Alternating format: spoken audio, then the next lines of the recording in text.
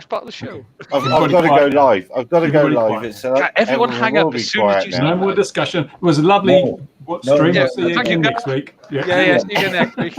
Ian, show us the chair. Show us the chair.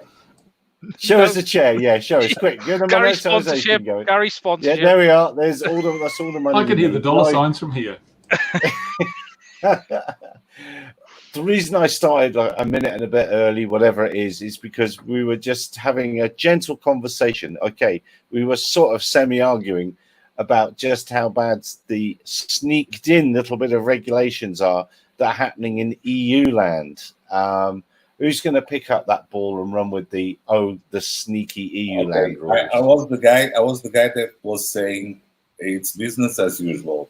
RC hobbyists will keep confined to their own approved flying fields, and business as usual. And all those guys that went out to buy their Mavics, their Karmas, their whatever, their Skydios, if they want to use them, just go to the approved flying fields, register themselves as an hobbyist, and that's it.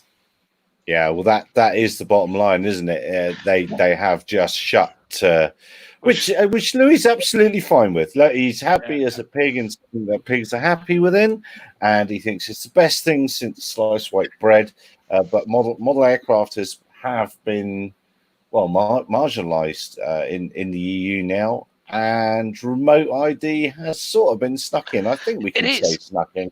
It has, and what seems to have happened. And to be fair, the CAA, if it wasn't for the CAA, we wouldn't know about this right now, because it's been very much buried in some what they call opinion documentation around the EU legislation. Now, obviously, we had 2019 945 and 947 released last year, which are the two parts of the new regulation, and the UK regulation has been built off the top of that. But it was all published, it was all nice and easy to see, and we got to grips with it, and we were, I won't say happy, but it was better than what the US had, and I had no general concerns. And the main fundamental reason for that was, if you had an aircraft that complied with the new regulations, you got more permission than you got today. However, if you had an aircraft that wouldn't comply, so your legacy aircraft, you basically didn't lose anything. You had the same permissions that you had today. You couldn't fly in congested. You had to stay away from people. So the reasonable part of the regulation was, if you bought a new aircraft that did comply, we're going to give you more. And I felt that was reasonable in how it was come across. However, there's been this banding about of this regulation back and forth, and the CAA released CAP 1789, which is their updated version of the legislation of the EU, and they then hinted about a change in remote ID. And what seems to have happened is the EU have now snuck in the fact that all aircraft must have remote ID, and not just the new compliant ones. And that means legacy aircraft as well. So that now means you're going to except if you're not flying on a model aviation approved. Or in America, as we call them, as FRIs or anything like that. So it seems that the EU have basically, they've snuck in two parts to this. Number one, the requirement for all aircraft to have this remote ID regardless. And number two, the requirement for a network ID. But the network ID is optional. It can be broadcast or network. Then they've added in the ability for network, but it isn't mandated which one you should have, like in the FAA proposals.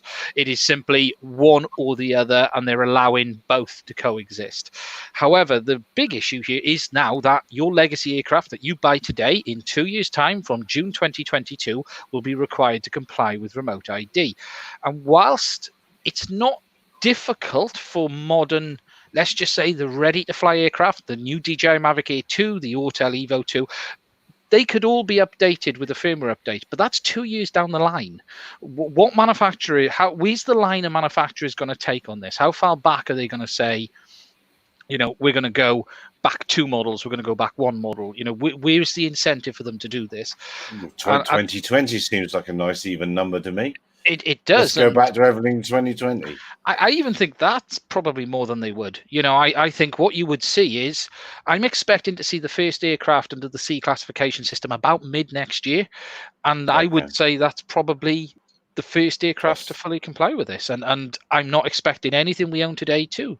Now, that's not to say you can't, because there is the capability for retrofit.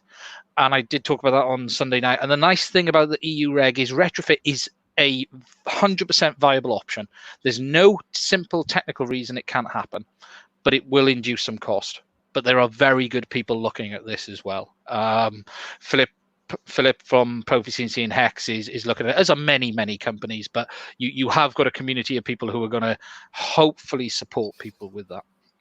If only we had organized ourselves, started making sure the regulator knew we were flying in a safe fashion for years and had great sets of rules like the BMFA, etc., and told the regulator how it was going to be, instead of just waiting for the regulators to very nicely give us regulations that we'll all love.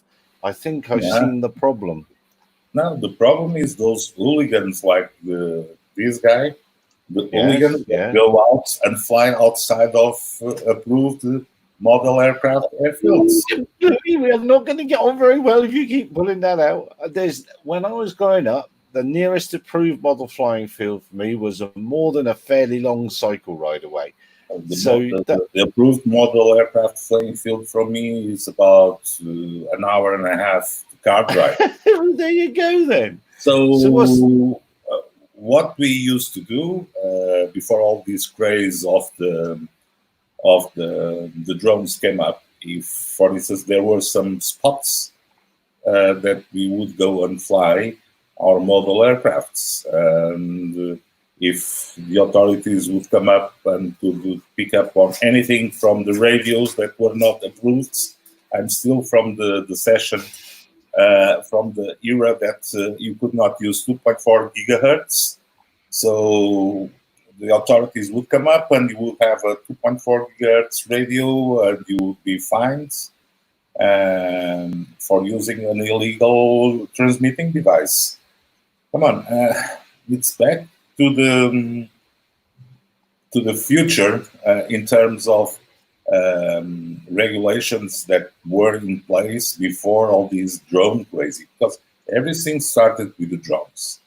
And Ian, I'm sure you will agree that if you remove the drones, what we usually call the drones, the DJIs, the Uniques, the Skydios of the world, none of this will have happened. So it's... So why don't they break out fixed wing from rotary wing? Because the real problems are the multi-rotors. Why don't they say fixed wing up to 5 kg? You situation normal, just carry on as you were.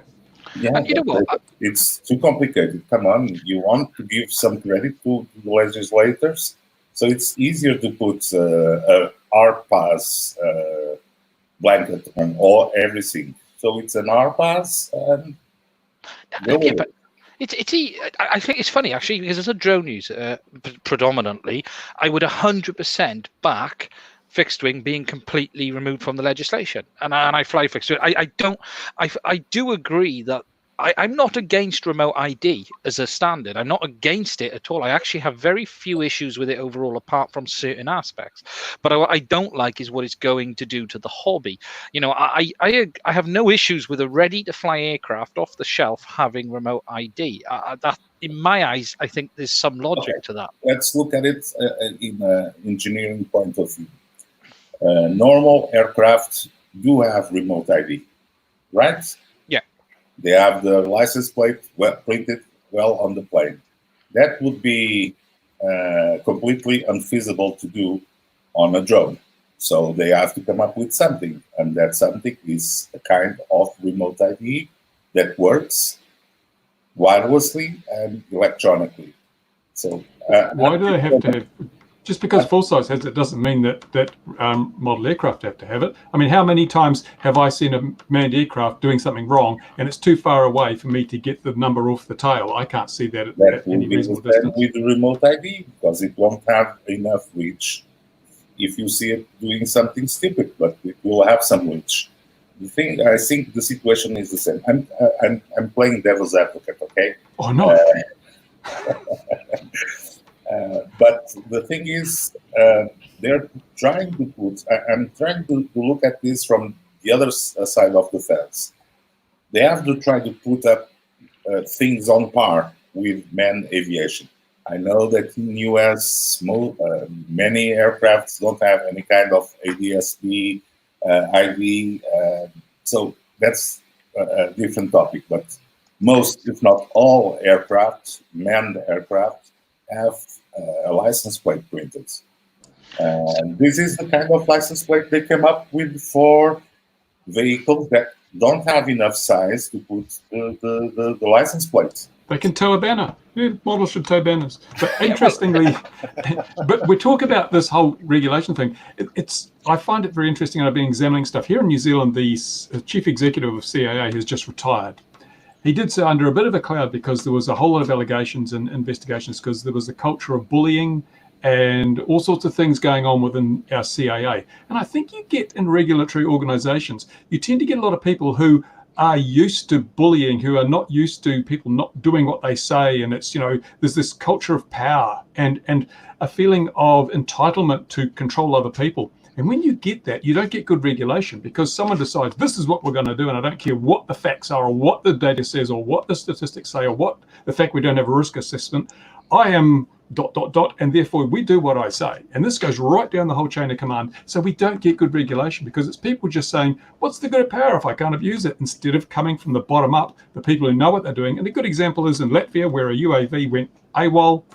These are people, military, I think it was military UAV, went AWOL. Now, the military gets huge concessions over civil operations. Military have been flying beyond visual line of sight. They've been flying in Afghanistan from America. I mean, let's talk about beyond visual line of sight. They get all these allowances that the hobbyist doesn't get, but these people don't even know what fail-safe is. I mean, seriously, who should be making the rules? The people who do this every day and know what they're doing, know the limitations, know the strengths, know what can go wrong because they've had that experience. They're the people who should be making the rules, not the people sitting in little ivory towers just keen on showing how much power they've got over others. So It is hang on. I've got to come to the defense of the UAV factory a little bit. So whilst, they do sell their gear to militaries and other civil users around the world, it was a VTOL, and they were trying to create a record, a 90-hour flight record for a VTOL. But that doesn't. Reading their report, I like them. They're nice people. Don't they see Nicola's plane that also got lost?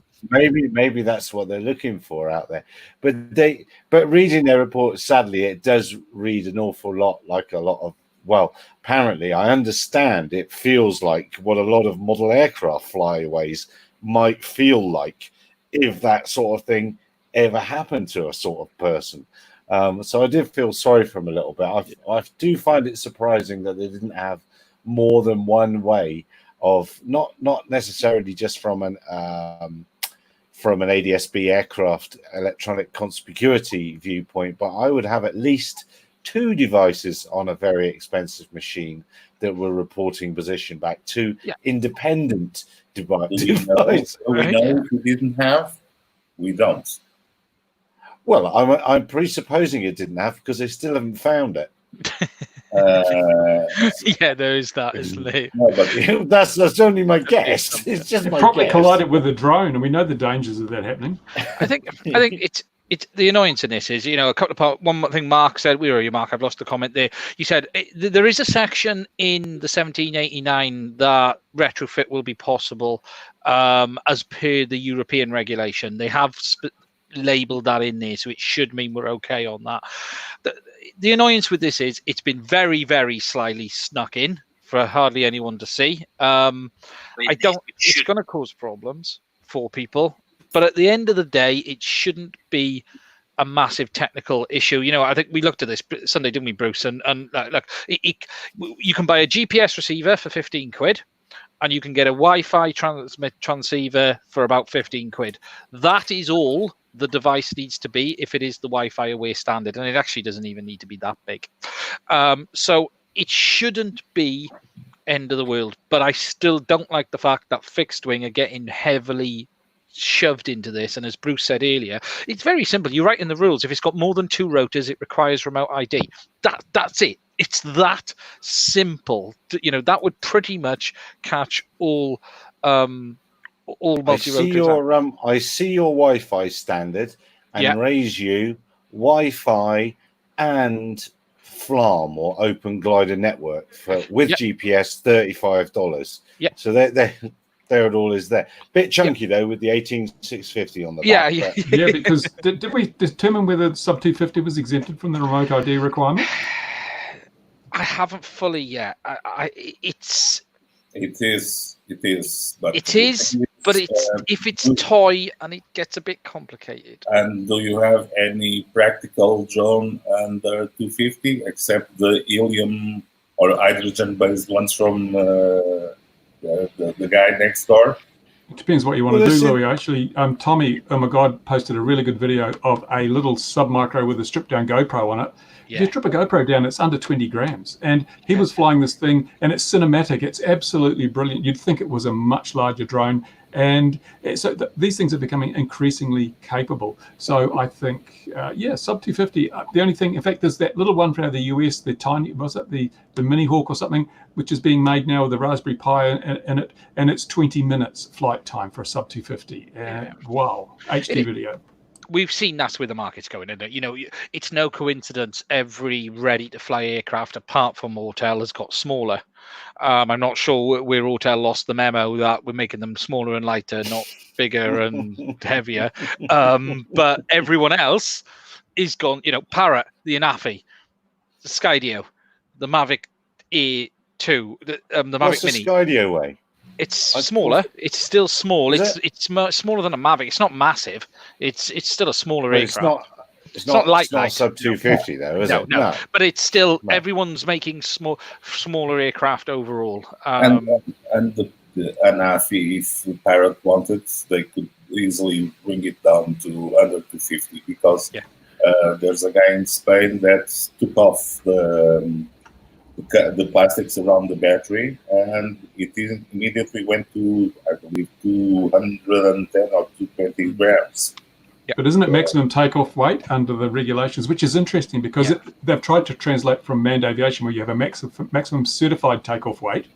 Yeah. They've tried to make that to drones, but no one certifies the maximum takeoff weight. So how can you have a maximum takeoff weight? Because like you could keep piling up until it would hardly fly, but that's not the same as a maximum certified takeoff weight for manned aviation. So I think that should be thrown out. It should be the actual flying weight. That's where the regulations have to come up with a better definition.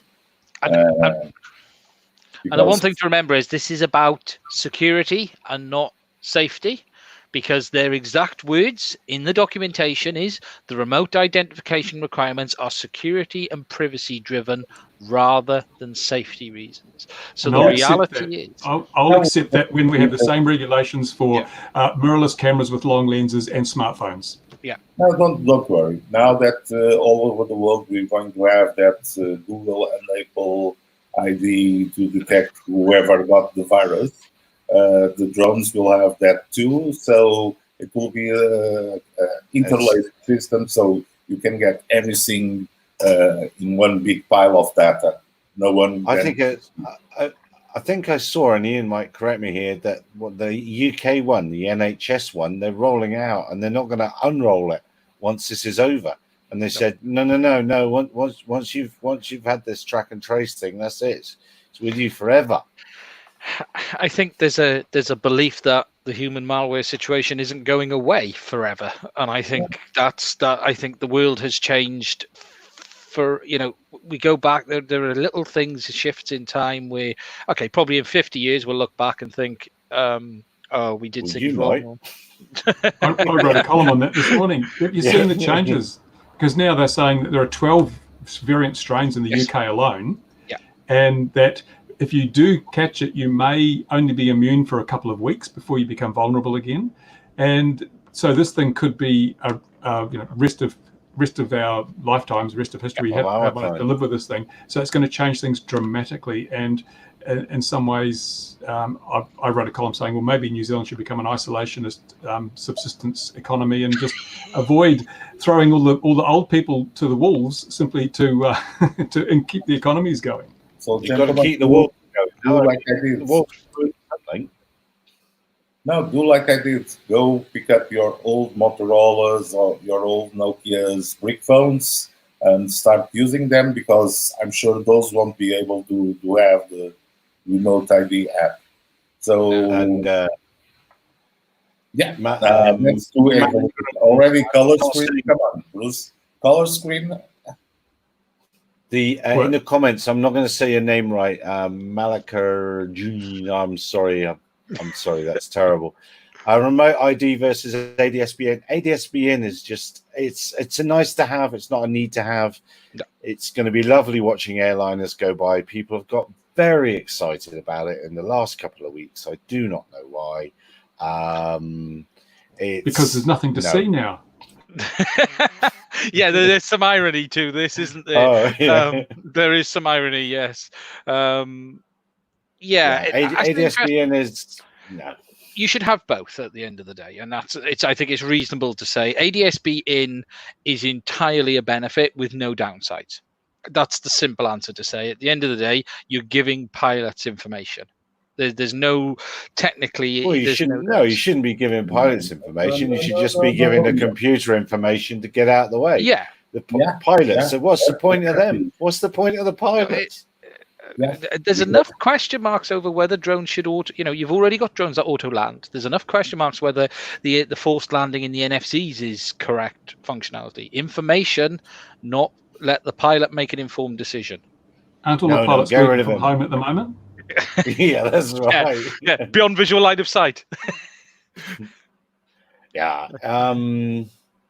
Yeah, it's a nonsense, all of this. And yeah, if we are entering this brave new world phase, will we ever go out to fly in that BMFA field again anyway? I won't, because they won't want us this. So, but it's time for those guys in New Zealand and at Tokoroa to promote that field to approved model aircraft era. It's the only place in the world left. Imagine the horror. That becomes it. Imagine the views. Imagine the ad revenue view on that. That'd be fantastic. As long as you're in one of those, I was going to say, as long as you're sat in one of those chairs, you'll be all right. That's what you need to do. Thanks for what you're saying. I'm also just thinking this through. One day I would like to go to New Zealand. It'd be terrible if that becomes a complete faff to have to get there. But flipping that around, let's say New Zealand did become isolationist. I should imagine you've got most raw materials there for the modern world. We've got 3D printing and all manner of technology. It's not like a couple of 100 years ago where you'd have relied on the old country to bring in the railways and things like that. You can do everything in country now. There's no reason why you shouldn't. I'd like to spend my twilight years tending my subsistence garden and drinking homebrew beer in the backyard. It'd be great. Perfect. Well, yes, we're already getting there here. So, yeah. Yeah. Search and avoid. Go on, do sorry. Now we need to know if the biggest news of the week by DJI will have that, or what kind of ID they will have. With a box of that size? None, because am I right in thinking it's actually really for the military? I don't think it's military driven. It's been a very interesting leak. I think the images landed yesterday morning. I think I shared them straight at about 9 o'clock in the morning. They just landed what I'd seen. One was filmed in the Tiger. The tiger. What's the guy's name? The Tiger. The Tiger King. The Tiger King. Looks like it was filmed in the Tiger King's hallway. If you look at the video, it's got all leopard skin floor. It looks like it was filmed in the Tiger King's hallway. Not sure what he was doing with this. It was aircraft, but we then saw some ground shots. It's a strange old thing to look at. It's really a giant brick. Form follows function. Foam. Oh, yeah. Yes. Okay. Some have said you take an M200 and you turn it upside down, and then you rotate the props the other way. And yeah, you got an M300, right?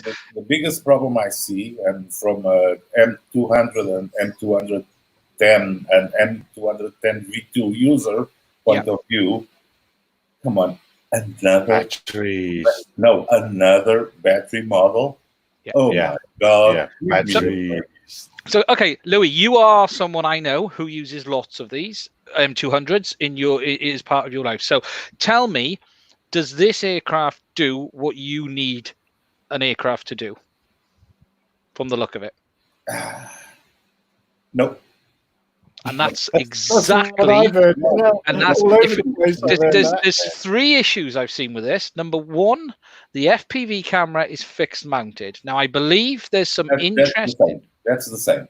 Yeah, but there's no tilt capability. It's physical. At least on the M200, you could move it around a little bit. Yeah, it would stabilize itself. But the thing I see, and I completely understand their positioning. You know, there's a partner-approved program from DJI to approved manufacturers where you have to pay a huge entry fee to get in on that program. And I think they're protecting those guys. They're creating an aircraft that will only have the possibility of having add-ons that are created under that program.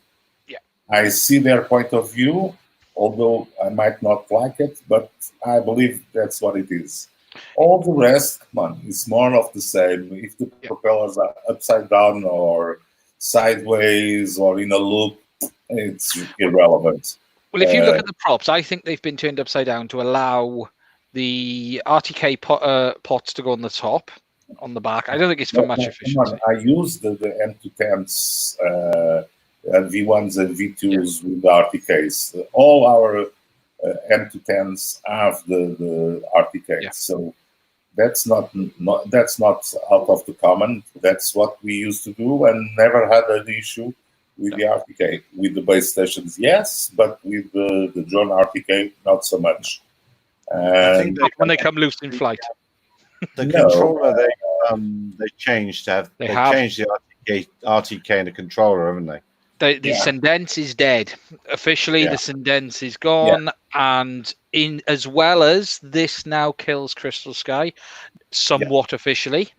Because at the end of the day, the M200 was the only aircraft that was still using it, and they've got a modified smart controller, which again isn't ideal. No, because for instance, we run Android apps on the Crystal Sky, and we need those Android apps on the Crystal Sky. And if they are removing the possibility of running apps on the controller, then it's a problem. I think you'll be okay on that. I have heard a whisper. I've heard a whisper that you will still be able to use an external device as well as the onboard screen. So, and come on, we need to simplify, not to complicate anymore. And that was the nice thing with Crystal Sky, wasn't it? You know. Yeah, the Crystal Sky. Come on, it was an old Android device. We have to be careful when you would deploy apps to it because it was very old Android system. But when it works very well. When it doesn't, just forget it and pick up a new one. But the market accepted a new one. I think, this is what's really odd about this. If they'd have released this with a new version of the Crystal Sky, much newer hardware, I don't think anyone would have gone, Crystal Sky's 4 years old, 3.5, 4 years old now. So I had the betas of them, and that's going back a while. And, I think everyone would have accepted another Crystal Sky along with this. It was a good opportunity for it, but strange. I still, just a matter of fact, I still have my trusty old Samsung tablet, so I can still run whatever it's needed, and it's big, and you can see it when you're outside. I think you'll still be able to do it, Louis. The noises I heard, because I spoke to someone about it, and I was told that there was that was a possibility. It does look like that.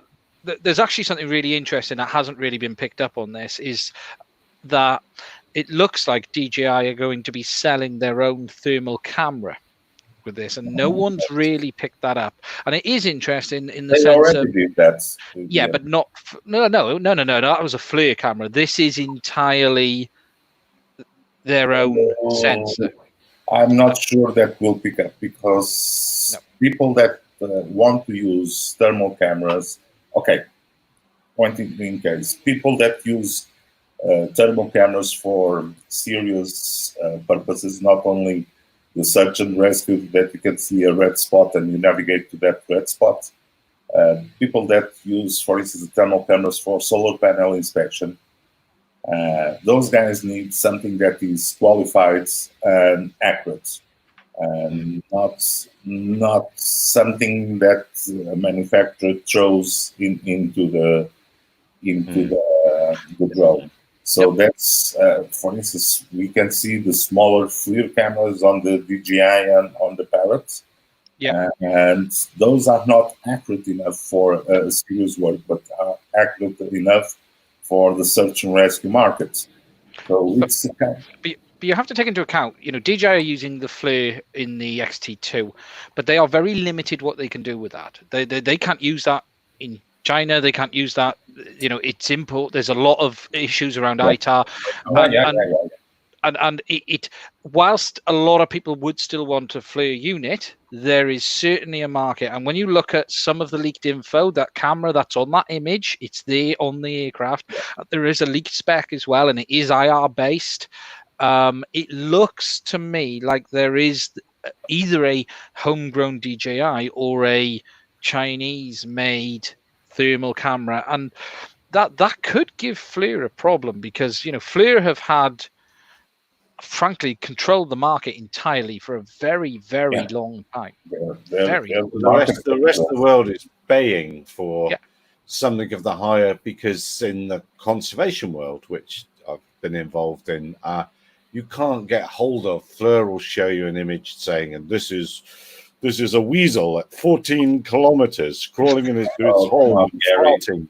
You live in a continent that usage of thermal cameras to detect wildlife is a joke, because the ground surrounding the animal is hotter than the animal.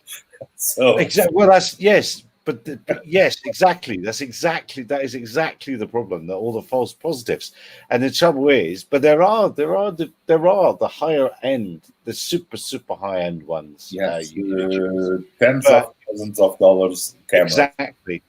Well, it would be worth using that for the protection of some of the wildlife that we have. But even our military doesn't have that on our military aircraft because of ITAR. They're not allowed them. So, people keep coming down and saying, we're going to fly this ball turret and we're going to spot, as I say, weasels farting a million miles away. And then they go, oh, hang on a minute. As exactly as they say, there seems to be a lot of rocks that are hotter than people all night here. It's an interest release. If you go over the base spec for the guys who might not have seen it, okay, none of this is confirmed, but the belief is 50 minutes flight time, TB60 batteries, which are not compatible with anything you've had before. You are talking all-round object avoidance sensors, which I believe are capable of picking up stuff at night from some of the specs that I've seen as well. So that might be night object avoidance. You've got the onboard FPV camera, which I think is complete mess. It appears to have 3 cameras going to launch with it, or 4 models, 3 cameras. It has a couple of other RTK, the new smart controller, which is going to be the new baseline. I think there's also going to be some clever stuff around the way the remote controllers hand over. You're going to be able to almost have like 2 pilot remotes or something, where you're going to be able to hand over on remotes between pilot and operator. I believe it's not going to be cheap. Certainly it's going to be, if you have to ask, you can't afford it territory. I heard about 30% increase over the normal But that's not much if you consider that on the normal price, you would also have to have the RTK system. So it won't be 30% above the current price. It will be less. Yeah, there's some stuff about handover. Yeah, Mark, there was some stuff I was told about that as well. The launch is tomorrow.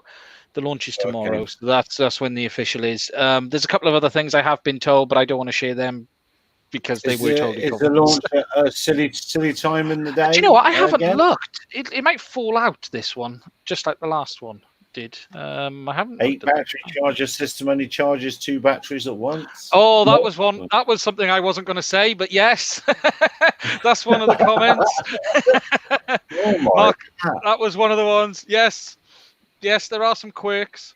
And they are going to release a battery charging case like they forgot to make for the V2.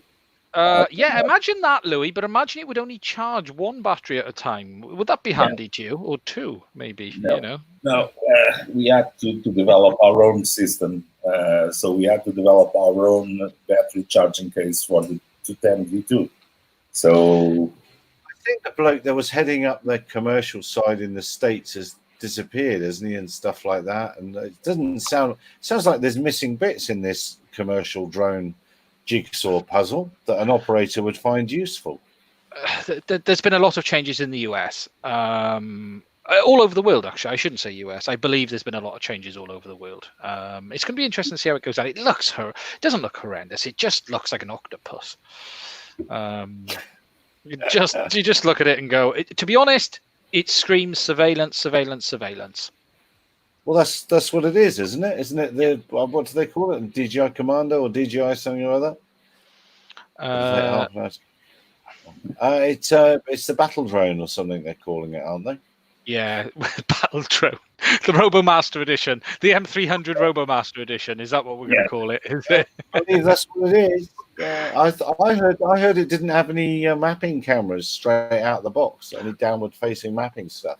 That appears to be the case. The M200 has the capability of the X7, which isn't exactly a mapping camera at $4,500 for a set of lenses. However, it's terrible for mapping. It is useless for mapping because it's a film camera and everything about it has been tuned for filming. Yet they gave it capabilities on the M200. That was a strange decision, that one. They haven't had a good mapping camera since the X4S. Yeah. And that's the irony. They haven't, and that went out of production because of the lens issues. Although they could bring it back now. But yeah, I believe it's going to be XT2. I think Z30, and this new thing. Yeah. You know, an X7 with a set of lenses is literally $10,000 or something like that. I think it is. It's crazy money. Kiosk Sprint's right there. Sprinter van, tactical pans. That's right. Probably goes with that. Yeah. It's probably with special battery pockets and all that sort of a thing. Charging pants, charging trousers. That's what we need. I think the reality is, and there is some hints about it being able to land on 3 props. I've seen other companies make claims like that. The Inspire 2 can land on. People might not know this, and this is a little thing for people. The Inspire 2 can fly on 3 props. I say fly loosely, but it is controllable. It actually enters a spin. There's a video, and it's unofficial. It was never officially put out there. It was something that I believe DJI engineers whacked in the firmware to see in real world how it behaved. And there's footage of it happening a few times when guys have caught trees. And the Inspire 2 enters this very fast spin, and then it does larger orbits within that, outside of that spin, and it is somewhat controllable. And it's obviously they've been able to take that to the next level. But we saw Unique do something similar. The Unique said the H can do it on 5 props or 6 props. But yeah, it's been around for a while. But I think the reality is it's probably going to be a very good aircraft.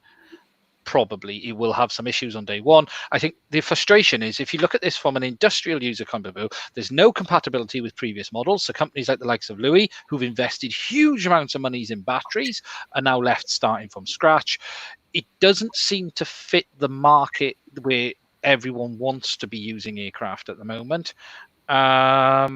And it's a weird one. It's a weird one. No, I would. Well, they had to sort out the problem with the batteries, because we all know that M210s and M200s have huge problems with batteries. Yeah. So that's something they had to sort out. But sorting out and increasing the wattage of the batteries is a bad approach. So I'm still a fan of the M600 with the 6 batteries. Yeah.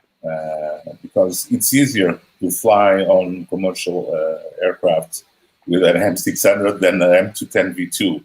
I can tell you that from experience. What tower do you think these will be, Louis? These are going to be huge, aren't they? These are going to be massive. Yeah. What tower? Yeah, because the 210 V2, the TB55s increased to above 100 watt hours. Don't know exactly, just above. So we don't even try to carry them on planes. But the best thing was the M600 that still lots of people are using, and it's a workhorse. Although they're kind of discontinued it, because it uses the old H3 Pro controller, the special version of the H3 Pro, not exactly an H3 Pro. Yeah.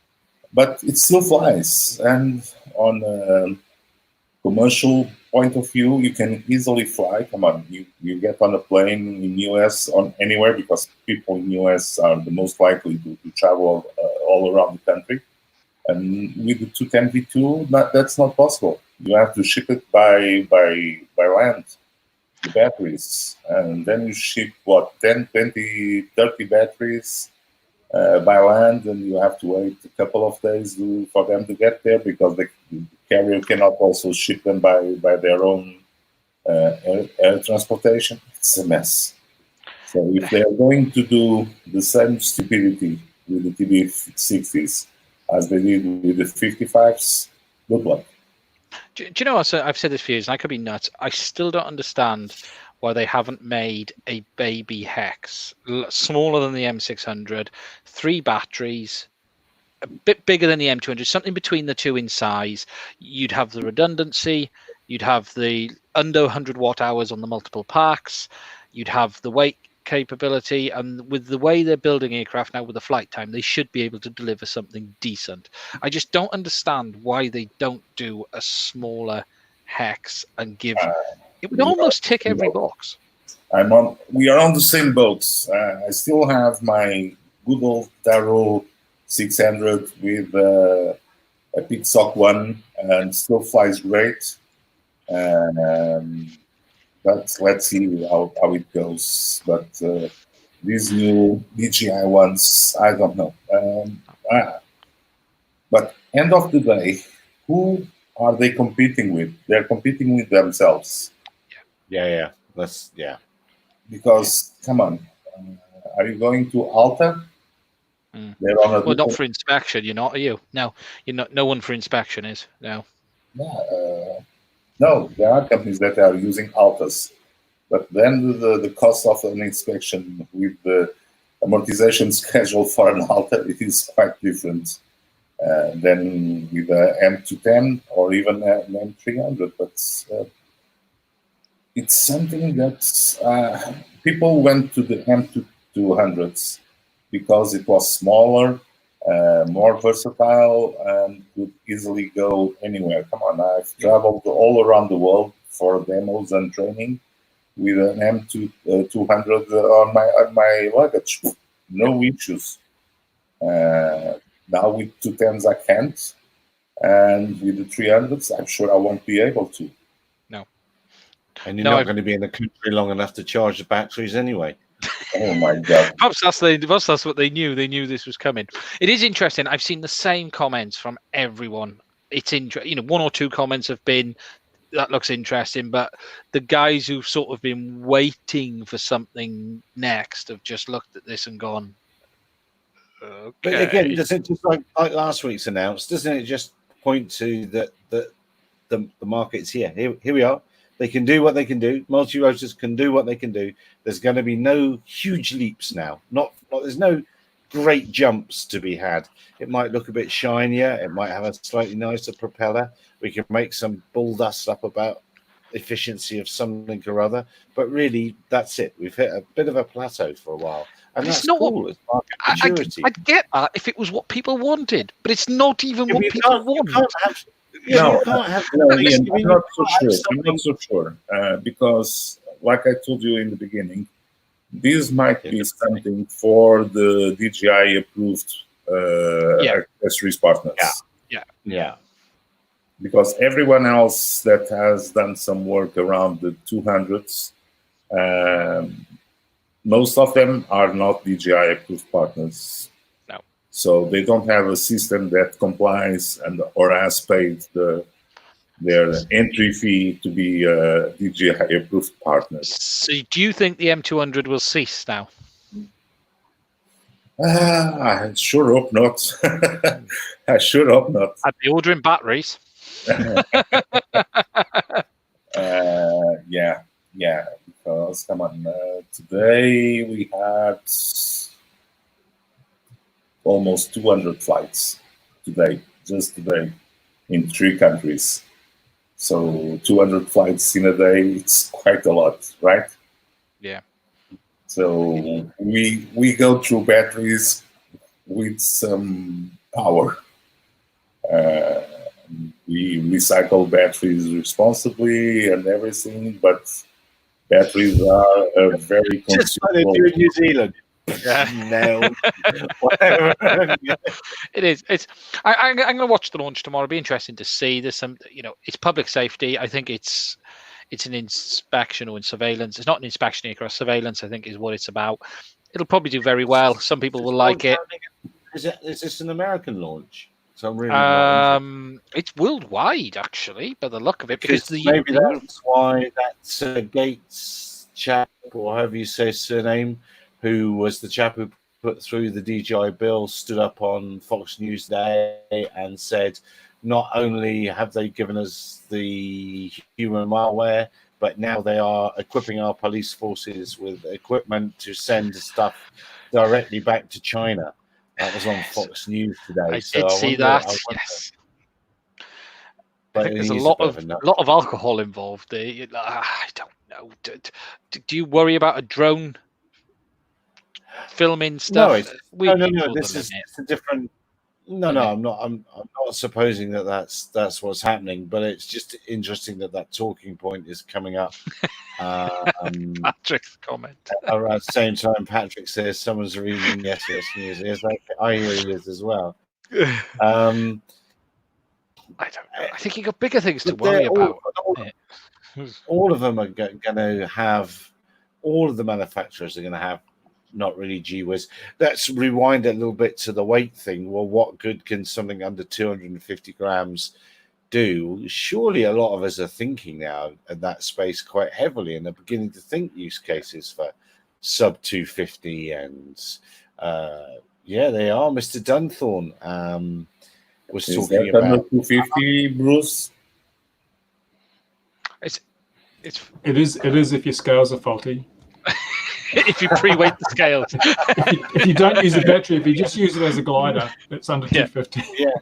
I think Patrick makes an interesting comment. There is the monopoly issue. What someone needs to do is put a lot of money in Skydio's hands and get this supply sorted, get this production sorted, and get it out there, because it is the number one chance. And I know there's a lot more in America than just Skydio, but doesn't capitalism depend on there being a monopoly for someone? Isn't that the end goal? Has everyone been watching Fox Tech in China? Do you keep an eye on what Fox Tech are doing? There's some really innovative stuff, and I'm wondering why there's not much traction in the West for Fox Tech, because they do some really sort of edgy, cutting-edge technology stuff, and it seems to work. Would this you muted, Louis?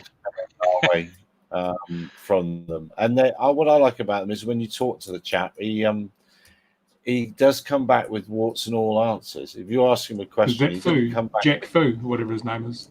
which I can't remember. Yeah, whichever. Yeah. I think his Chinese name's Fu, but he calls himself Jack, westernized. Yeah, he's a nice guy, and he's certainly, as you say, he's very responsive to inquiries and things. I've been dealing with him for probably 8-9 years off and on when we're more focused on the hobby. But I see them doing some great long endurance stuff, hybrid stuff, separate lift thrust stuff now they're getting right into, and there's stuff just, they always post videos of it actually flying. Watch this space, you'll see Baby Shark flying soon, hopefully. It's left the factory, so can we get him on the channel? Can we get him on the webcast? I'd like to. Yeah, we maybe should. he can we should. pitch it to the world. Yeah. Well, I think I said it the other day. I think quite often I like companies that don't shout too much, because generally they tend to be getting on with it. Patrick's mentioned Parrot in the comments there, and they've shouted a little bit over the time, but my word, they are quietly, sort of semi-quietly getting on with it and making some big sales and putting their products in some interesting places now. So they shouldn't be dismissed out of hand, I think. And they're going about it quite nicely. And I think Foxtech is another one of those companies that's plodding on and shaping their products to useful things for people in different markets, useful things that real grown-ups will use, and not just trying to generate conflicting information from Foxtech, because a friend of mine got a VTOL from them, and it comes preloaded with the specific closed source version of ArduPilot.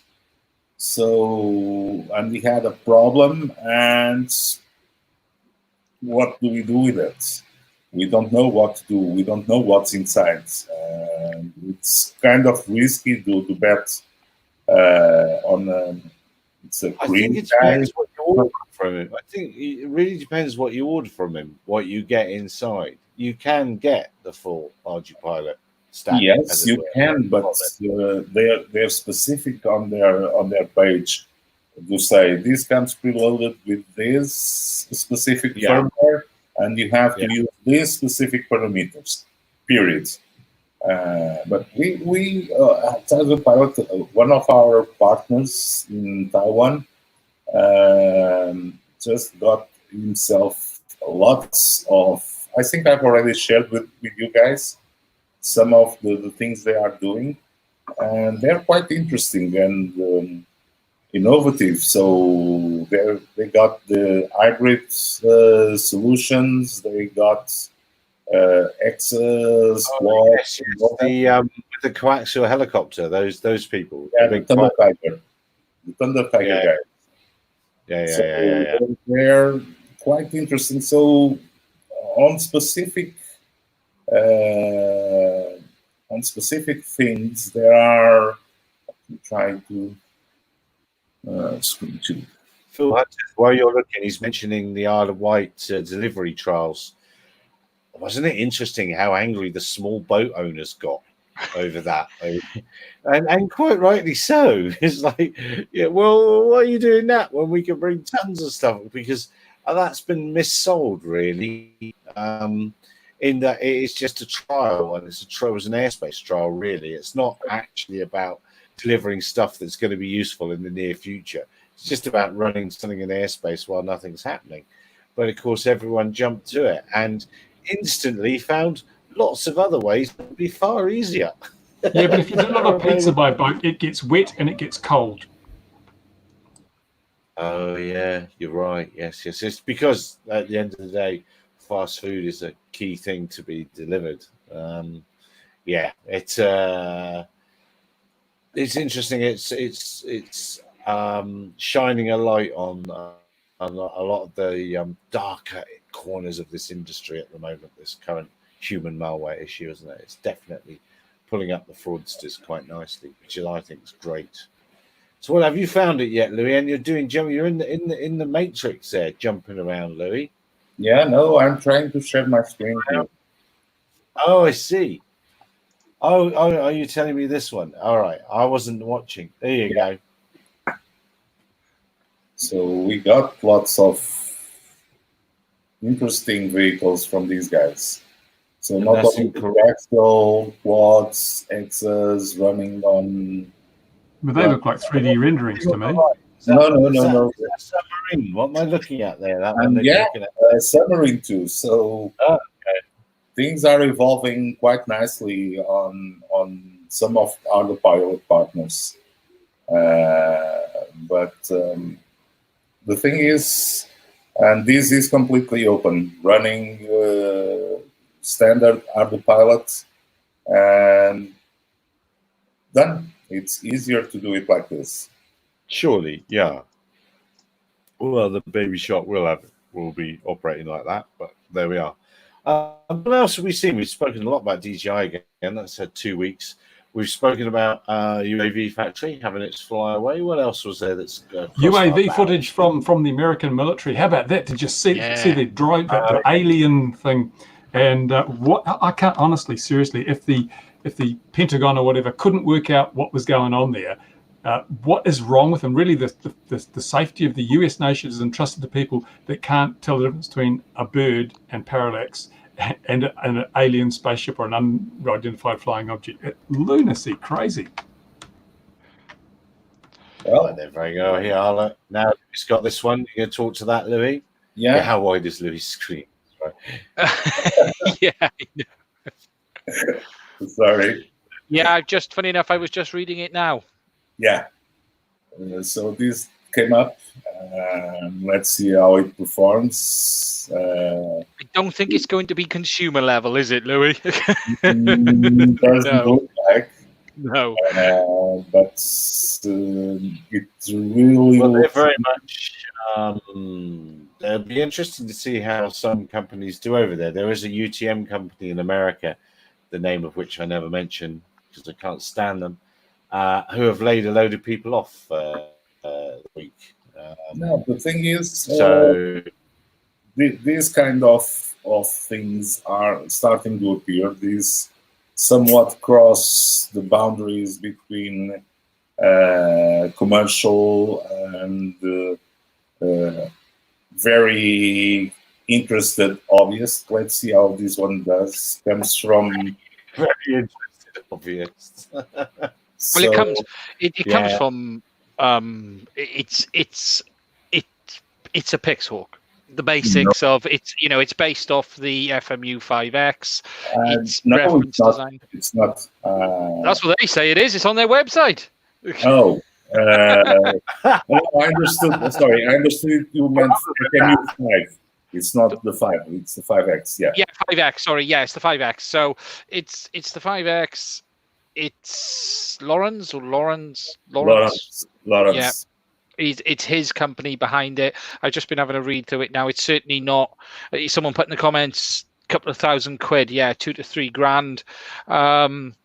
And wouldn't you pay that for a reliable flight controller? Yeah. Get hiccups while flying? I would just ask. Come on, just ask UAV Factory. I can get use any of that money. $35 Pro controllers from Banggood are pretty damn good. I've never had any problems with them. If you pay $10,000 for a M200, wouldn't you pay $2,000 or $3,000 for a flight controller? It's nothing specifically new. If you look at it, as thing said in the comments, SE. Sorry, mate, I can't say your name either. I'm not going to try. I'll get it wrong, fella. It is basically a flight controller, a companion computer, and a telemetry modem all in one, 4G modem. It's not massively different to other stuff from other people. What they are packaging this with, though, is their software from the looks of it. You've got PX4 Enterprise, and you've got, it looks to be more of you're buying into an ecosystem of software and hardware rather than just the open source side of it as well. Yeah. Let's see how it goes. I'm curious to see this. Was just announced, and I'm really curious to see all the specifics of architecture and reliability, which is something that we have to be careful of these days. Yeah, it strikes me we're building more and more inherently unstable aircraft. We're getting our autopilots to work a lot more, and here's a little prediction. We'll go back to simpler systems, especially in the fixed-wing world. It's just in the fixed world, we got, for instance, yesterday we got a gentleman from Germany that submitted a PR, and that PR was meant to run on very cheap boards, and we could not support that PR on its current state because those very cheap boards only have 1 megabyte of memory.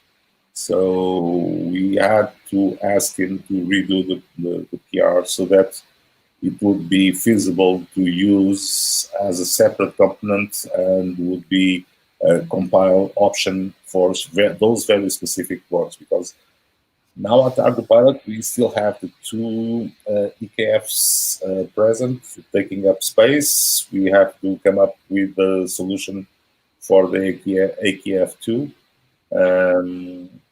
So we are running out of space, so we are dropping features from the older type compatible 1 megabyte boards.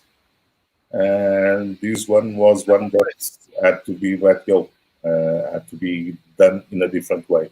Because, and I knew that before, in Europe, especially in Germany, Switzerland, around that area, there are lots of people that are using their gliders with Pixots, and they need very small boards.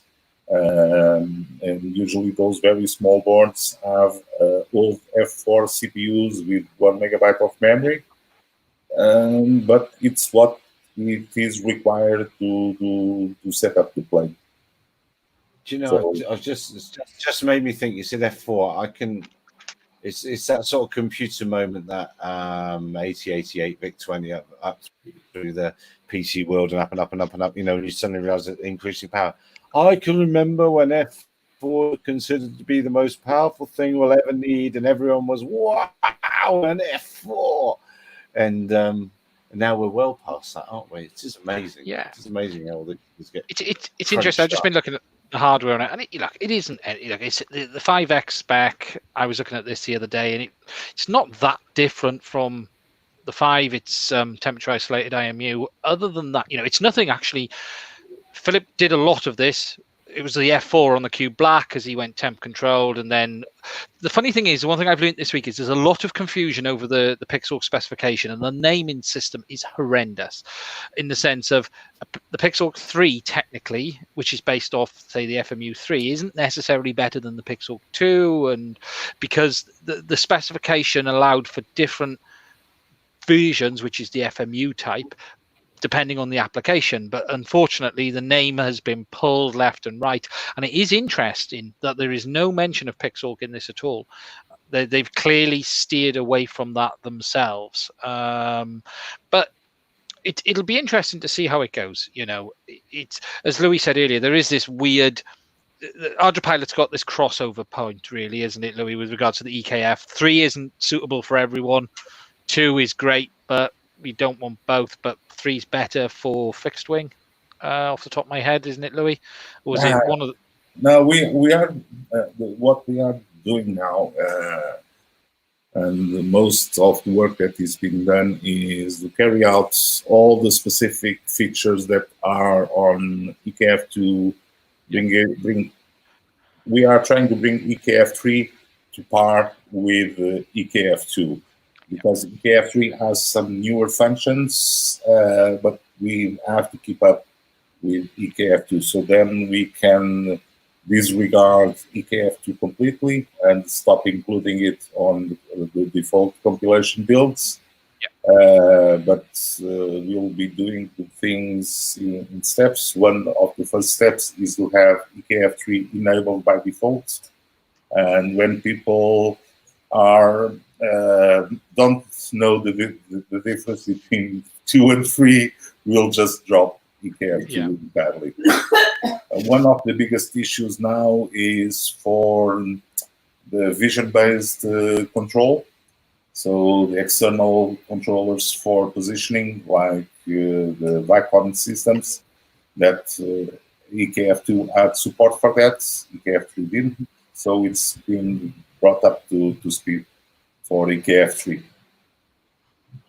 Yeah, there's a really good about an hour and a half video on this on the 2020 conference. It's well worth a listen. I'll be honest, it is well worth a listen. You mean the one from Paul Risenborough? Yeah. Yeah. And if you enjoyed that, go see the 2019 conference, the same from Paul Risenborough. I believe that there are 2 or 3 from, if you allow me, Gary, to pull up the yes, just put the links from in. the Arduino Pilot Conference to 2020. We have lots of conferences. We streamed the whole thing, but I believe the ones that are very interesting to see is the visual odometry one, which is fantastic. And the Intel guy is very good on that one as well, because you've actually got Intel there as well. So the ones from Paul Risenborough are always a must. And the one from Leonard Hall about the navigation changes, and one on Sunday from Alex Apostoli about the new possibilities that he's developing support for it on the telemetry. So Alex not only does those spectacular Lua scripts for the OpenTX radios, he spoke quite a few times, and he's developing some very good changes on Arduino Pilot itself, so that we will have a more comprehensive and lightweight telemetry system using the OpenTX radios. Those are, for me, the top ones from 2020. Yeah, some good stuff in here. Some real good stuff in there. Very, very, very clever people in there that I understand about 25% of it most of the time, but I smile and wave. Thank you. Don't worry, Gary. Pretty much with me, yeah. Just restart the conversation and repeat the point until you understand it. A long time. My 10K M600 has put out a service for 8 months and 5 days. Yeah, I thought DJI had moved the tech support out, Chris. I thought that was a victim of the current human malware situation. Yeah, I think if Chris, I have a feeling I know which one yours is. Is you're the one where the REMX just won't behave with the M600? You're getting jitters or something like that, if I recall. Yeah, it isn't. There's some issues there. I think you've had it back and forth a number of times. I believe they've sent you videos and stuff as well. West Wales DJI tech support here. How can I help? I actually think I know of his case. Mostly because I know who was dealing with it, but yeah, it hasn't been perfect. It's going to be interesting to see. There's a lot of, at the end of the day, Bruce made an interesting comment there. Everything is getting cheaper. Everything is getting easier. It's never expensive to start with. It wasn't, but the Hearlink has a Cortex-A on board. It has a full companion computer on board now, so everything is going to have all the processing power. Isn't going to be the issue. The problem is having something to do with it. Actually, is probably the biggest problem. And Arduino Pilot are really beginning to push that along. The Lua scripting is coming on. I've been playing with it myself. I've been doing some very basic stuff with it. I've had it doing some stuff on the servo channels for me automatically. The nice thing with the Lua side, and this might sound something very simple, but you can actually have it to simply control the landing gear for you when you take off and land. And whilst that is we already have a function to do that. We do have a function for that, but take it to the next level, Louis.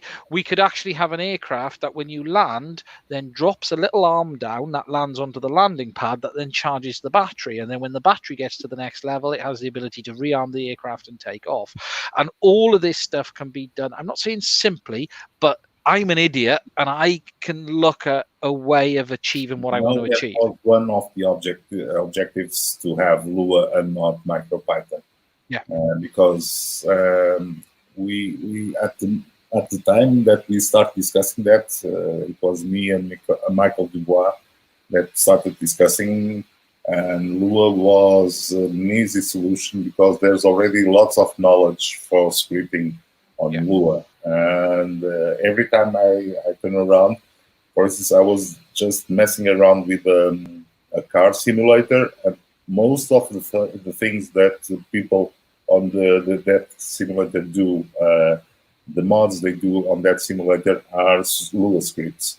And not to mention the OpenTX, it was the OpenTX that gave us the idea to go up with Lua support directly on autopilot. But you get lots of things with Lua. Lua is comprehensive. It can be daunting sometimes if you try to do something strange, but it's very easy to do something. Yeah, and I'm not a software guy. I'm not good at writing software. I can do it, but it doesn't come natively to me. But I found Lua it's not that different from Arduino, in the sense of if you've ever programmed an Arduino, you've got your head around the basics, the loops and all of that stuff. And then you just look at it and you basically tell it to look at this bit of data, and with this bit of data, perform this bit of action. And if the data isn't the same, ignore it and move on. And it is going to open up a whole host of options without, Python just makes my face hurt, is the simple term to say for Python. I just can't get my head around Python. Sorry, Sorry, no, we're on the same boat. I hate the language that has the separations with spaces. I'm too clumsy to pick the number of spaces on the spacebar. Sorry. The sooner they get COBOL on those things, the better. Oh my God! Don't get me started. Don't get me started. Yeah, unfortunately, I think well, Ian might not be, but we're all of an age to have done COBOL, aren't we? Yeah, bloody. And Fortran. Don't forget Fortran. Yeah, yes. Yeah, and SE said there, he makes the point. It gives you the option of putting features on without messing with the core code. And that's the fantastic thing with Lua, because if the system gets too busy, it'll ignore the Lua. So it should never be for anything mission critical. But at the end of the day, you can then, as a manufacturer or as just a guy, I was looking at make my rover go around the garden, come back and charge itself and carry on. You could literally build your own robot vacuum cleaner, your own robot Hoover with advanced features. Just how many fires will you be starting around your garden as it drives around and torches things with a flamethrower? Yes. I should mention flamethrower. I watched a film with a flamethrower this weekend. So it was mentioned earlier that about having movable landing spots like the EB does. You can have movable landing spots for wings in ArduPilot, I'm pretty sure. I think that's right, isn't it? Louis, you can deploy to a different spot. Or how do they do it? How do they do it with? I'm quite intrigued to find out how they do it in on an EB, a movable landing spot, because you can have a movable landing spot on ArduPilot, I'm pretty sure. And if not, then this has got to be the way to enable it. No, sorry, I was distracted. Can you give me the context? Movable landing spots for EBs. I don't know a lot about EBs.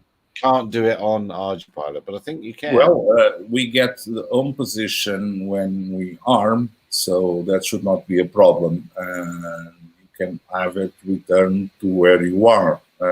So I don't see as a big problem. And also, with the newer features being developed by Alex Apostoli on the OpenTX, you can even stream your radio position to the drone. So it's not, I don't see it as a problem. It has been done. For instance, when you go out on a boat and you have to pick up the drone again after 15 minutes, I'm sure the drone is not where is not going to be when the return point is not the same because the boat has moved, and it returns quite safely. I'm just wondering how movable landing spots would return to home trigger. There is something, when I was playing around in simulation, it's too long. I need to play around in simulation again. There is something I can't. Perhaps the rally point. Well, you've got rally points, yes, but then if you don't want the return to home to take you back to your original takeoff point. I think that's what Wasim's saying there, which is fair enough. You'd want it to deploy to the new landing point. Of course, you can always just tap on Mission Planner and do that. We do that plenty of times. Maybe that's what I'm thinking of as I'm thinking aloud. We've done that enough times. But, you should be able to do that via Lure as well. Yeah, you should. Yeah, I'll have to find out exactly what the EB does. I'm not quite sure what the feature is that the EB might have that you couldn't do one way or another. The ground station streaming its position. It's quite easy. So it's follow me feature. I really want Michael to get off his bum, and I mean that in the nicest possible way, and give us Mission Planner on Android. And I'd love to see it come. Whether it would behave on there well, as powerful as we think these devices are. I've seen some software ported that doesn't always work particularly well, does it? You know, it's the problem of that old app that we had on the days of 3D robotics. Yeah. And even today, you have to, if you want. I still have a solo that I'm supposed to make it fly, but I have an old phone that runs the old apps, so it's the only solution these days. But you've got Windows Mobile tablet. You've got the Windows tablets. The Surface Pro is a Windows machine, so the Surface, you can use the Surface Pro as a tablet with Mission Planner. So there are options on that as well, aren't there? Oh my God! So to use a $150 3DR Solo that I bought, I'm going to have to buy a $1,500 computer. Thank you, Ian. Win-win. Who mentioned the evil 3DR word there? Because I saw something interesting. The thing is, it seems that it's worthwhile to do advertisement for chairs. So let me find out a suitable chair for that. Did you know? And I was shown this week, and this surprised me. Can I show you something, Gary? Let me share my screen. Let me share something. Look at this. Well, you're not sure. I'm not. You know. It's very worrying when you say things like that. If you go on 3DR's website, is that showing? Is that at night? Yeah. Yeah, go on. Did you know 3DR were involved in the rulemaking in the US? Yes. Right. Next question. The next question. Come on. I didn't know that I missed this. I don't know when I missed this, but 3DR are also rebadging the unique H520 series. Or the H. When they're selling that to the US, it's 3DR or Chris Anderson. Yeah, Chris Anderson. I agree. It's Chris Anderson. When you speak drones in US, come on, like the man or not, Chris Anderson started something. So why, when we talk about the US drone industry, is no one talking about that? Because this sort of slipped me by that. Okay, it's a unique aircraft that they're either rebadging or they're fudging, putting their own software on. I don't know. It's part of drone code, so it'll be PX4. It was PX4 based anyway. So no, they're also using. They did some announcements of DJI. Yeah, they've got just some stuff with that as well. But they've sold that stuff off now. Yeah. But obviously Chris Anderson, as you say, is a well-known name. Yes, I think we all agree he is well-known in the drone industry. I think you could argue if he started it or not. I have my own thoughts on that, but did Steve Jobs started the smartphone? Computer smartphone, exactly. So it's the same thing. But we keep saying, US drone, 3DR are still there. They're still doing something, yet there's never any talk about them. Why? Do we speak much of Alpha? No. Yeah. But we talk about the drone industry in the US, and there isn't one, yet there is something. No, there are. Come on. If you look at Alta, the Alta drones, come on. Yeah. They're a power to consider on the drone industry. Cine side especially, yeah, massively. Yeah. So if you go to high-end production stuff, movie stuff and all that, you're most likely to see an Alta than an Inspire. Yeah. You Agreed. might also see an Inspire, but it's most likely that you see an Alta carrying one of those hundreds of thousands of dollars red or whatever cameras they carry. And they fly for 5 minutes. They fly for 5 minutes, but that's enough to take the chance. Yeah. I must have missed that then. You did. You missed the memo. We all knew that. That was very common knowledge. No. I must have slept. He slept through the whole incident, and we woke up in 2020 was back again. Yes. On that note, what else have we seen? That we've been here an hour and 20. What else have we seen this week, gentlemen? Especially from Tokoroa, the only home of RC model flying now. Yeah. I see that the Free Sky revision 2 of the encrypted protocol has been broken of the D16. So that's going in all the multi-protocol modules now. So you can still use Free Sky receivers if you want to. Oh, I missed that. I'm just cannot help myself. But yeah. How long did that take them? A week? Yeah, probably. They probably had a week off because you get a week off with the virus.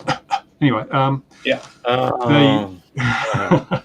So that really raises an issue, because if they broke the air protocol, and that opens up the door to someone nasty coming into the field with a SDR radio and creates lots of usage for black plastic bags. Yes, but that's been possible ever since the days of AM radio, so it's not really an issue. The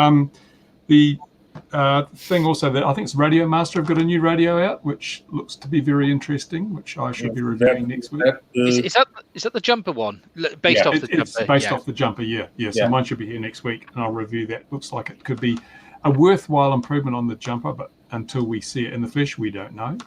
Are they sending you that, Bruce? Do you know anyone there? Because I like the look of that. Yeah. You said they're pretty good guys as well, aren't they? You said they've been very receptive. And they've chucked a lot of products out of late. So, they do have a pretty aggressive development program. Nice. No, and have you got a big video coming up, your video interview with the New Zealand CAA about their current, I'm sure they have, now that you're out of your lockdown, I'm sure the blokes come along to the airfield to come and talk to you. And no, but I find it extremely coincidental that this chief executive resigned. Oh, yeah. Did he jump or was he pushed? I don't know. After the denial to come. Your email that made that happen. No, I'm bound to be that influential, I'm certain. But also, I've been having such a ball with this little thing. It's brilliant. It's the ideal lockdown quad. It's fantastic. You probably saw my video. I'm going to have some more fun with it today. Jumper T18 coming, says Andrew Dibbins. Did the jumper radios ever make it in England? The actual, because Ofcom got upset with them. A lot of them dealers got caught on them, unfortunately. No. I bought mine from England, a Mantech shop, I believe. Yeah, for a bit, and then Ofcom started stamping their feet around some dealers, unfortunately. And now I ordered some spare parts for it, like the bendable handle from AliExpress, and it's already 50 days waiting from the slow build from China. Did you get the battery charge update as well, the USB-C charger? Yeah. I bought the entire package. But, I like the jumper. The only thing I'm perhaps not so fussed about the jumper is the styling. It's still got all the pokey 80 switches, so when you drop it, it breaks. And also the color screen. I mean, I've always said very clearly that I'm not a fan of color LCDs because I want to be able to see it in the sunshine, and color LCDs are just terrible. It can't be a good monochrome LCD in bright sunlight. Yeah, the color, it's still not good enough. And even my new camera with its expensive LCD, it's still not suitable for daylight. Yeah, so you can't see that there, can you? No, not easily. What's the model of the new radio, did you say, Bruce? The new one? It's the T... It's a T16 something. T16S, yeah, because it's going to be in two screen versions as well, isn't it? Didn't I read? And they've also, the Radio Master one, they've got provision for TBS as well as another tier. So it'll be a kind of a breakthrough, I think, because a lot of people are switching to the TBS system, but they may not want to go with the small form factor radio that they make. So they might want to stick with a traditional radio. And you can always get a module to plug in the back, but having it integrated is kind of cool. And they're going to OpenTX is coming as well. I read, isn't it? I think so. Yeah, it'd be silly not to. On the Radio Master, yeah. 163 quid even has Hall sensors. Wow. Because I tried to get my lad T16 and I fell in. I tried to get one just as Ofcom started jumping up and down in the UK, so I couldn't get one for him. What's wrong with these people? What Ofcom? What's their problem? Don't they have something else to do? Well, I tell you what, certainly I think I'd be far more afraid of them than the CAA. Oh yes, Ofcom are literally the men in black. Ofcom upset because it didn't have listen before broadcast or something. So sorry, for someone that is not from UK, isn't that the guys with the black van that park outside your house to see if you have the detector vans, Louis? Yeah, the detector vans where they all sit inside, have cups of coffee and scare the snot out of the neighbourhood. We have a few agencies in the UK which you go to, and then you have Ofcom, which you sort of go to. They seem to have more power than like anyone, don't they, Gary? You need to set them up with the inland revenue. Get them and the inland revenue fighting, and they'll kill each other and you'll have happy days. Yes, but I think Ofcom are more powerful than the inland revenue. I think they have, but it's from radio in the 30s and 40s and 50s. Isn't there? They have tremendous legacy powers from when it was impossible to have anything, and good for them.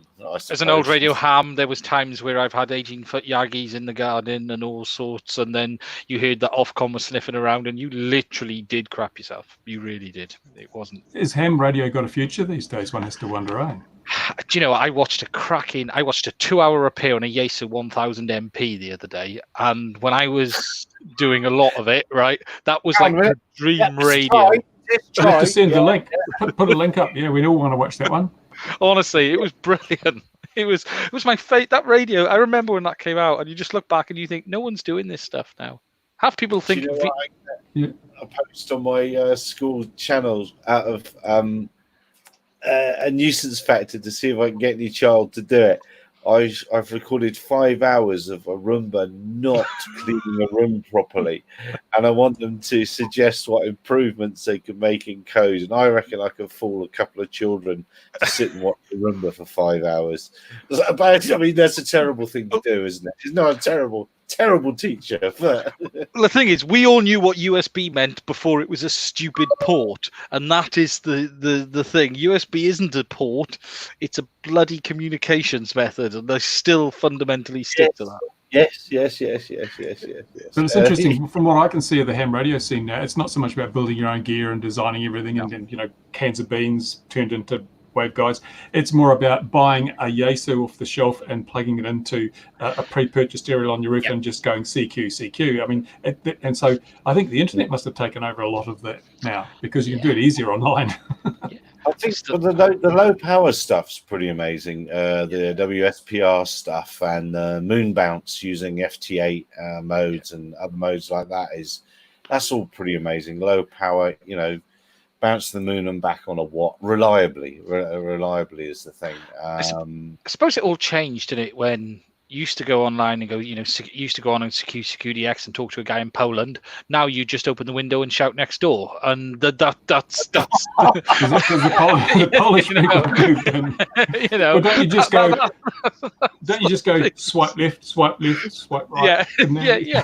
But Bruce ticked on the thing. I used to love chucking the length of coax out the window, sticking 2 bits of wire on the end of it either way, cutting it until you didn't burn the amp out, and then seeing who you could talk to. And I've got a loft full of QXL cards from all over the world because that's what I did as a kid. I spent most of my time on amateur radio, modifying sets, and kids just don't have that now. It's now Facebook. And they'd never set up a pirate radio station like I did when I was a teenager and get chased all over the place by the radio inspectors. That was so much fun. Here's my whisper transmitter that I've got to build up now. But people are actually, they're just putting a coil on a Raspberry Pi on one of the GPIO pins and making that rattle. And you can make a whisper. It's a little bit naughty. What you're not quite sure. Yeah, but it's not the same as having a Ford Escort van filled with glowing 807s and a massive great inverter in the corner and driving around town with a 2-meter antenna on the roof. I try to remember what the valves were I had in it. But now, if you had something with valves on in the back, all the hip youngsters would go, "No, that looks like a very, very good stereo. It's a very it's a quality stereo." And you go, yeah. Listen to the tone. Yeah, that's right. I couldn't get the cryogenically cooled power cable, but it still worked. Nah, come on. I have somewhere the parts list and all the schematics to build a quad 405 amplifier. Yes. It's I think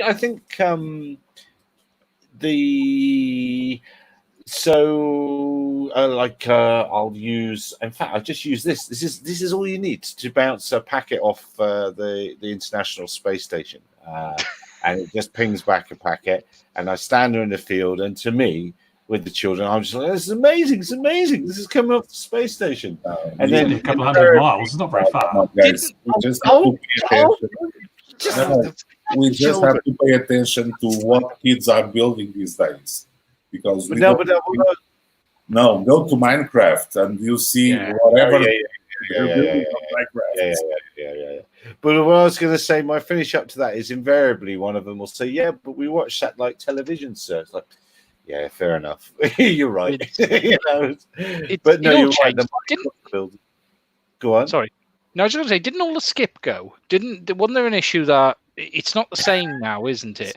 There's something changed. No. There was a change in something that happened that changed how radio waves used to bounce around for long distance, USB and SSB. A hole in the ionosphere, perhaps. Yeah, there was something changed. I remember reading something. Something shifted. Because it all moves around in the thing. There's a website about it somewhere, unless it was total conspiracy nuts and I might have got sucked into it. Well, I know conditions have been really good recently. Really good. Been lots of propagation and stuff with ADSB, because ADSB stuff's popping up all over the place, many miles away from where it's supposed to be, or the modus interpretations have been bad. It's the first bit of software I sold was at Longleat. I was about 12, and it was for a Commodore 64, and it was a Learn Morse code, and I could probably write it in a second. But 1 gigahertz doesn't usually skip, so I wonder if it's because we had that meteor shower. You're getting ionized trails in the atmosphere because you can bounce them off those quite well. There was tropospheric ducting of some sort. I think ducting would be the more. I think it would be the more accurate thing. But yeah, all this stuff, you see, this is the stuff that the interesting stuff that can make the cheap radios that you get with the 3DR stuff of old. If you put a decent antenna on it, think about the antenna placement and think about what you're doing with it. You can go a lot further than. Then we'll say, "I can only go 25 meters." Well, it's because you stuffed the thing inside with a little. Because we did a test on a whole load of those little quarter wave whips, and there were frequencies from like 500 megs to 1.2 gigs, not 868 or 433. They're all over the place. So a little bit of tuning on all those systems, and they're like your fast car, they'll go a lot further. What a long run.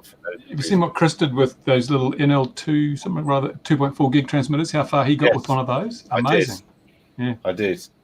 Yeah, it is amazing. That's why I love these low power modes that are out there, data modes. It's quite extraordinary how far people are getting really weak signals. It was quite amazing. And on that note, now we've discussed being really old. What's that thing where they all sit around and watch television? Gogglebox or something like that. That's what we need to do next time. Never seen it. Yeah, don't watch TV. No, just the memory. Just a memory. Yes, Phil's right. Skip was CB and amateurs called it a lift. Yeah, I was doing them all at the time, so I straddled both sides. Funny enough, I very heard much that, like yeah, I've always walked both sides of the line, Gary. I can imagine Ian, 10-4 rubber ducky. What's your flip flop? CQDX. You've got Smokey and the Bandit on VHS tape, don't you, Ian? I spent most of my time turning 50-watt sets into hundreds and setting things on fire, so nothing's really changed. No, nothing's changed. Yeah. No. Easy to fix the USB ports on those old ones. Oh, just upper sideband. I said to someone the other day, USB upper sideband, and they looked at me as if I was insane. So. Yeah, but I'm having said that and bringing it back to Bruce's comment about the modern radios. I would actually quite like one of those modern radios. It'd be very, very, very nice. Get a Baofeng or something, or those little handhelds that basically do everything. What? Any one of these? Can you see? Well, hang on. Baofeng, you say? What should we have? Should we have this one? This one? This one? No, this is the one I use a lot. This YouTube game must pay well, eh? Oh yeah, the Alinco. That's what we use for the animal tracking stuff. This is just a receiver, but it's got all sorts of modes, and you can do this and do that. It's very, very cool. You can also connect it to your PC. So the actual, but I do miss just having a big radio with big knobs and dials that somehow it's more tactile and I don't know, it feels like you're working to receive or transmit rather than just going dit clunk. You can't beat a good Morse key, man. Can't beat a good Morse key. No, you can't. And people used to swear by them, didn't they? With the feel and the touch and the. Oh yeah, it was the spring tension and the wood and the brass. Yeah. And you weren't a real ham until you had your license that include Morse code. Yeah. Carry wave. Yeah. No. Right. We are definitely ranting away too far out of our lane now. It sounded like old men. Louis not, so he's not as old as us. No. Come on, I've had my share of that. 120 channel Cobra. Oh my goodness, Phil. That's all right. Oh dear. And well, of course, the South African CBers used to shoot as model aircraft types down in England because they were on 35 megs, weren't they? And a few 35 megs radios made their way across. And that ruined. I can remember a big Spitfire going in, and that was blamed for only 35 meg CBs. It's funny actually. You say that before you go. Did you see the post someone put on the BMFA Facebook page about all his radios? He laid them all out in lockdown, and there was some real proper old stuff there as well, going back 30 years plus. And there was some nice gear, some real nice gear. I got some that goes back to the 60s. Yeah. I was going to say, I'll have some that go back 40-something years. 30, 40. Before nice Louis was even born. Yeah. Exactly. But he's aged quickly. Yeah. All right, guys, and dear viewers around the world, wherever you are, be safe. I hope whatever the human malware is doing in your part of the world, it's not doing too much to you and yours. Be careful out there. We look forward to seeing you again at 2100 GMT next week. Gentlemen, thank you very much. We'll see you all next week. Cheers for now. 2 buttons. You've got to click up here. Then these yours work.